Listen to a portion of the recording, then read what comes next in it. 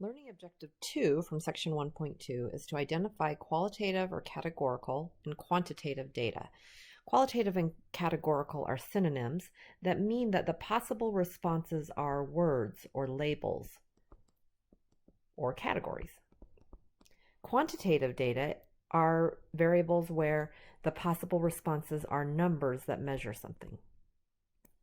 So this is an important distinction. It has to be a number that measures some value. It can't be a number that is actually a label. So for example, your social security number is a number, but it's just a label for who you are. It doesn't measure anything about you. Similarly, phone numbers, zip codes, student ID numbers, those are all numbers that just label, which would make them categorical variables and provide categorical data, not quantitative variables that provide quantitative data. So let's look at some examples. Cup Bop is considering opening up a new restaurant in Taylorsville. Before opening the restaurant, the company would like to know how often households in the area regularly go out to eat Korean noodles. A market researcher obtains a list of households in the area and selects every 100th family on the list. He mails each of them a questionnaire along with a voucher for a free dinner if they submit the questionnaire to one of the current Cup Bop locations. 86% of the questionnaires are returned, and the number of times a household regularly goes out to eat Korean noodles is recorded. Are the responses that are obtained from the questionnaire categorical or quantitative? So the question that they are asking them is the number of times the household regularly goes out to eat Korean noodles. So this is an example of a quantitative variable that provides quantitative data. And the reason is because number of times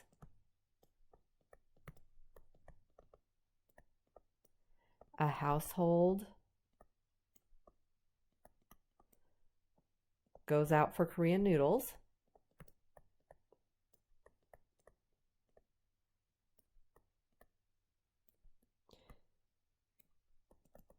is a number that measures something.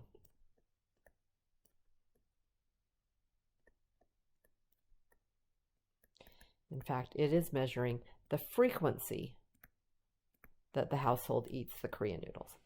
Let's look at another example. A general social survey asks many questions of American adults regularly. Identify which of the following questions elicit an answer that is coded as a quantitative variable and which as a categorical variable. Circle your choice.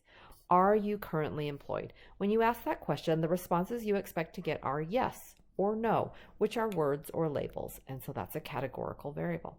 What is your annual income? When you ask that question, people are going to respond with things like $36,000 or $72,000, which are numbers that measure the amount of money they're earning. Do you have a driver's license? Again, the responses here are going to be yes or no, which are categories or labels. And then finally, how many years of education have you completed?